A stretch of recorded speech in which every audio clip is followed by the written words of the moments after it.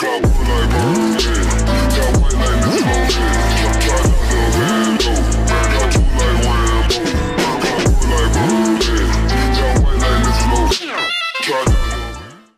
donc, progressivement, eh bien, les Français commencent à le comprendre. Je voudrais attirer votre attention sur un sondage via Voice pour le journal Libération du 16 avril 2012 au sujet de l'élection présidentielle de 2012. 6 Français sur 10 ont trouvé cette campagne présidentielle décevante. 61% des personnes interrogées ont estimé que l'adjectif de décevante s'appliquait bien à la campagne présidentielle de 2012. 57% l'ont trouvée ennuyeuse, 51% agressive, 45% compliquée, 32% constructive, 30% proche des vrais problèmes. Ça veut donc dire que 70% des Français considèrent qu'elle n'était pas proche des problèmes des Français. Ça veut donc dire que les Français commencent à réaliser que l'on se paye leur tête, qu'on leur fait une campagne décevante et qui ne concerne pas les vrais problèmes. Ça veut dire que nous sommes entrés dans une phase politique qui va aller de plus en plus vers une remise en cause générale de la situation. Les Français sont extrêmement mécontents. Ils sont mécontents de cette campagne. Ils sont mécontents des candidats qu'on leur a présentés. Mais je vous ai rappelé qu'ils avaient été présélectionnés par les médias et qu'aucun des 10 candidats n'a dit ce que moi je voulais dire. Mais moi, je n'ai pas eu mes parrainages parce que je n'étais pas médiatisé. Et il y a 19% des personnes interrogées qui ont estimé qu'il y avait de bonnes raisons de s'abstenir particulièrement à cette élection présidentielle. Vous vous rappelez qu'au premier tour, il y a eu 20,5% d'abstention d'ailleurs. Et parmi ces personnes-là, 38% d'entre elles estimaient que cette élection ne changera rien, 29% que les candidats ne sont pas à la hauteur et 27% que la campagne électorale n'a pas été convaincante. Alors que faire ? Eh bien, que faire ? Nous avons une solution. C'est celle pour laquelle j'ai créé ce mouvement politique, l'Union populaire républicaine. C'est de sortir de l'Union européenne. Comment ? Eh bien, en appliquant l'article 50 du traité de l'Union européenne qui, justement, prévoit comment ça marche. C'est-à-dire que tout État membre peut sortir de l'Union. Article 50, alinéa 1 du TUE. Donc déjà, ne vous laissez pas avoir par ceux qui vous disent « Ah, c'est impossible ». C'est pas impossible puisque c'est écrit. C'est prévu. Donc si c'est prévu, c'est que c'est possible. Et si c'est possible et si c'est prévu, alors on a le droit d'en débattre. Et vous vous rappelez ce que je vous ai dit, la stratégie américaine depuis 1854, éviter tout débat. Nous sommes là d'abord et avant tout pour poser les termes du débat et pour imposer qu'en France, on ait le droit de débattre de ce choix stratégique qui a été fait en 1950, excusez du peu. Ça fait quand même 62 ans que l'on est dans la stratégie de la construction européenne qui ne marche pas. 62 ans depuis 1950. Il y a un proverbe chinois que j'aime bien qui dit « Avoir toujours la même stratégie, c'est ne pas avoir de stratégie ». L'alinéa 2 de l'article 50 précise que l'Union doit négocier et conclure avec cet État un accord fixant les modalités de son retrait. Donc on fait ça calmement, il n'y a pas de crise d'hystérie et de crise de nerfs, on décide d'en sortir et on négocie avec les 26 autres partenaires, sujet par sujet, ce que l'on va faire. D'ailleurs, on peut très bien conserver des réglementations. Vous savez, la règle de succession des États, c'est que tant qu'une réglementation n'a pas été modifiée, elle se maintient. Si on sort de l'Union européenne, il y aura le jour d'après, le soleil va se lever, la boulangère va vous vendre votre baguette. C'est pas l'apocalypse. Hein ? D'ailleurs, on pourra maintenir, on va pas recréer on va pas hérisser la France de frontières. Les gens qui vous disent « Ah, vous voulez rétablir des frontières, vous vous rendez compte ?» Je réponds « Mais les frontières, elles existent. Elles n'ont été supprimées qu'avec la Belgique, l'Allemagne, le Luxembourg, l'Italie et l'Espagne. Mais pour tout le reste des pays du monde, il y a des frontières. Quand vous prenez un avion pour aller à New York, à Djerba, à Londres, qui ne fait pas partie de l'espace Schengen, ou à Tokyo ou n'importe où, vous présentez votre passeport à Roissy, ou vous présentez votre passeport quand vous prenez le bateau pour aller à Alger. Donc, et d'ailleurs, c'est le cas général de tous les pays du monde. Donc il n'y a pas de besoin de pousser des cris d'orfraie en disant vous voulez rétablir les frontières. Elles sont maintenues partout, sauf dans le cas des pays frontaliers de l'espace Schengen. Je prends cet exemple pour montrer à quel point on a mis dans la tête des Français des espèces de réflexes pavloviens qui les empêchent de penser. Et puis l'article 50, alinéa 3, les traités cessent d'être applicables à l'État concerné à partir de la date d'entrée en vigueur de l'accord de retrait, ou à défaut 2 ans après la notification. Ça veut donc dire que si au bout de 2 ans on n'a toujours pas trouvé d'accord, on en sort de plein droit. Voilà. L'Union populaire républicaine.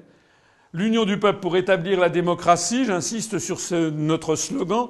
Si nous voulons sortir de l'Union européenne, j'espère vous l'avoir prouvé au cours de cette longue conférence, ce n'est pas par nostalgie, ce n'est pas par xénophobie ou racisme, c'est tout le contraire. C'est tout le contraire parce que justement c'est la construction européenne qui est xénophobe et raciste dans l'âme. Ce n'est pas par nostalgie d'un monde perdu, au contraire nous sommes en plein dans le XXIe siècle et dans le 3e millénaire. Nous estimons que la France n'a pas à faire le distinguo des torchons et des serviettes entre le Maroc et la Slovaquie, ou entre l'Argentine et Chypre. Ça n'a pas de sens. Nous sommes dans un univers ouvert dans le monde entier. Et le monde est vaste. Et la France a un grand rôle à y jouer, pour paraphraser ce que disait Charles de Gaulle en 1964 à Alain Peyrefitte. Nous sommes les seuls, je dis bien les seuls, allez regarder les professions de foi au présidentiel de Mme Le Pen, de M. Dupont-Aignan, de M. Mélenchon. Allez les regarder à la loupe pour voir ce qu'ils ont dit et ce qu'ils n'ont pas dit délibérément. Vous constaterez que nous sommes bien les seuls de toute la scène politique française d'abord à proposer aux Français l'analyse que je viens de développer, puisque c'est le silence total dans tous les autres mouvements politiques sur les origines, les tenants et les aboutissants de la construction européenne. Alors comment peut-on proposer aux Français d'être guéris d'une maladie dont on ne fait pas le bon diagnostic ? Nous sommes les seuls à faire le diagnostic sur ce que c'est qu'en profondeur la construction européenne. Et deuxièmement, nous apportons le bon remède. Et nous sommes également les seuls à apporter le bon remède, qui est la sortie unilatérale de l'Union européenne et de l'euro de façon parfaitement sereine et juridique par l'article 50 du traité de l'Union européenne. Il n'y a aucune raison pour laquelle les autres pays pourraient s'offusquer du fait que nous mettions en œuvre une clause sur laquelle tout le monde est tombé d'accord, puisque tout le monde a ratifié ce traité. Les 7 remèdes prioritaires que nous avons proposés, notamment que j'ai proposés lors du programme présidentiel, qui dure très longtemps, je vous y renvoie. Les 7 remèdes prioritaires constituent à eux seuls le changement politique le plus puissant qui ait été présenté aux Français depuis 1958. D'abord, la sortie de l'euro le plus rapidement possible. Je rappelle que Joseph Stiglitz, prix Nobel d'économie américain, a dit au mois de mars, je crois que c'était le 30 mars 2012, les pays de l'euro qui sortiront, les premiers de l'euro seront ceux qui s'en sortiront le mieux. C'est pas moi qui le dis, c'est un Américain, prix Nobel d'économie. Deuxièmement, la réattribution à la Banque de France de son rôle de financement de l'État et des collectivités locales. Ça veut donc dire la suppression de l'article 123 du traité sur le fonctionnement de l'Union européenne. Troisièmement, la réappropriation par la France de son droit inaliénable à défendre elle-même ses propres intérêts à l'Organisation mondiale du commerce. C'est là que se négocient les droits de douane, les quotas, tout ce qui touche au commerce international. Quatrième point, le rétablissement effectif du contrôle des flux de capitaux, de marchandises et de services, sans quoi il n'y a pas de lutte contre les délocalisations possibles, ni d'ailleurs on ne pourra pas préserver le niveau de vie des Français si on maintient les Français en concurrence frontale avec 1,3 milliard de Chinois, 1 milliard d'Indiens, etc. Parce que si on les maintient dans cet état, nous allons avoir de plus en plus ce à quoi nous assistons déjà depuis plusieurs années, c'est-à-dire une toute petite couche de la population française qui va devenir de plus en plus riche, et puis un appauvrissement général des classes moyennes et un effondrement vers la pauvreté absolue de 10 à 20% de la population. Ça a commencé, ça va continuer. Le cinquième point, c'est le rétablissement d'une politique étrangère indépendante, accompagnée d'une sortie de l'OTAN et du retrait de nos troupes engagées dans des guerres néocoloniales, parce que l'Europe, c'est la guerre, et que moi, je suis, comme la plupart, j'espère, d'entre vous, je suis un homme de paix. J'ai des enfants, je ne souhaite pas qu'ils voient les horreurs de la guerre. Donc que l'on ne vienne surtout pas nous dire que l'Europe, c'est la paix. Le sixième point, la sortie au plus vite de l'Union européenne, parce que toutes les mesures précédentes sont contraires aux traités européens, c'est l'article 50 du traité sur l'Union européenne qui a prévu cette sortie. Et enfin, le 7e point, eh bien, c'est l'adoption d'un programme inspiré de celui du Conseil national de la résistance de 1944, mais adapté aux contraintes de la France du XXIe siècle. Alors je vous y renvoie. Je vous renvoie à la longue présentation que j'avais faite de ce programme.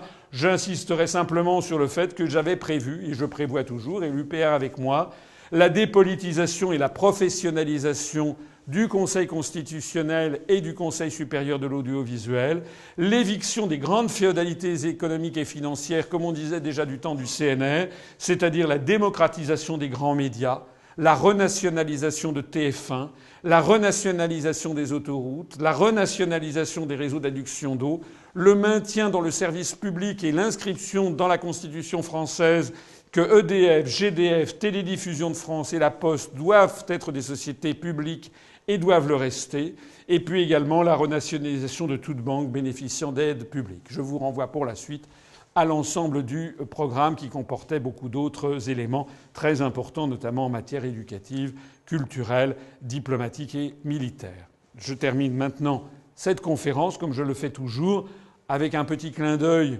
sur la phaléristique, c'est-à-dire je suis un amateur de cette discipline qui consiste à collectionner les médailles. Les médailles parce qu'elles sont un petit témoignage dans du métal d'un événement historique. Ça, c'est une médaille que j'ai chez moi, qui est une médaille en bronze, qui a été frappée à la Révolution de 1848, lorsque les Français ont chassé Louis-Philippe, le dernier roi, le roi des Français. Alors, à l'avers, vous avez ici marqué République française 1848, et puis vous avez ici une Marianne, que j'aime bien, cette Marianne, parce qu'elle a un côté très populaire. On voit une espèce de ménagère un peu en chair et qui a ici des sabots. Et puis là, elle a une espèce de balai avec une serpillière avec laquelle elle vient de faire le ménage et de chasser la royauté. Donc c'est une vision d'une Marianne un petit peu originale et qui me plaît bien, avec marqué autour donc République française 1848. Mais j'aime encore mieux le revers de cette médaille. Vous avez ici le faisceau des licteurs, symbole de la République romaine et de ses vertus. Vous avez ici deux épées entrecroisées qui sont le symbole du peuple, d'un peuple en armes qui lutte pour sa liberté, avec RF pour République française. Ici, vous avez une équerre, symbole de la maçonnerie, puisque la révolution de 1848 avait été empreinte d'idées des sociétés de philosophie. Ici, vous avez le bonnet phrygien, qui est le symbole de la liberté. Le peuple de Phrygie, sous l'Antiquité, c'était un peuple de l'Anatolie centrale qui s'était révolté contre l'Empire romain.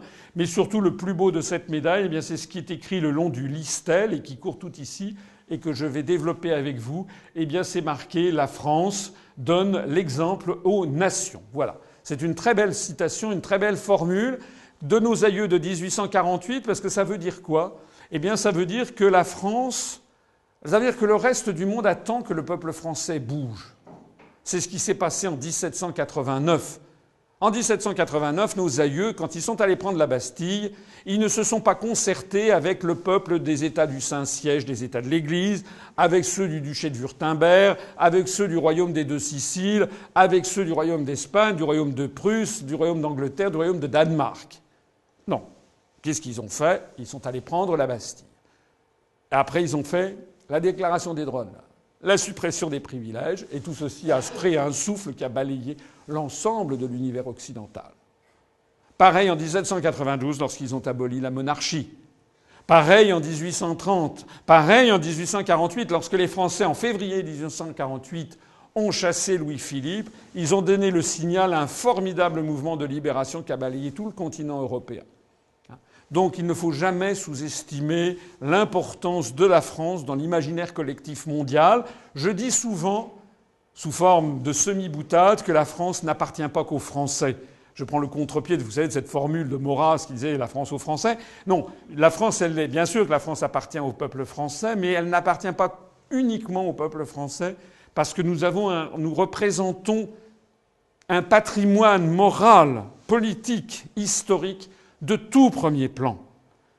Et dans les pays du monde arabe, dans les pays d'Amérique latine, dans les pays en Indochine, etc., en Russie, pendant des décennies, et c'est encore vrai, même encore maintenant, les peuples se disent « mais que pensent les Français, que font les Français ?» Voilà. Il faut que nous retrouvions ce souffle épique qui est celui de notre peuple, celui avec lequel nous devons donner l'exemple aux nations. Lorsque les Français auront décidé de sortir de l'Union européenne, nous n'aurons pas de mesures de rétorsion, contrairement à ce que certains prophètes de malheur vous disent. On va avoir des mesures de rétorsion. Ça, c'est le manifeste de Brunswick en 1792, lorsque l'Europe voulait mater la Révolution. Mais non, c'est pas comme ça que les choses se passeront. Lorsque les Français auront décidé de sortir de l'Union européenne, la conséquence, ça sera que tous les peuples d'Europe nous imiteront. Nous aurons donné une nouvelle fois l'exemple aux nations. Je vous remercie de votre attention.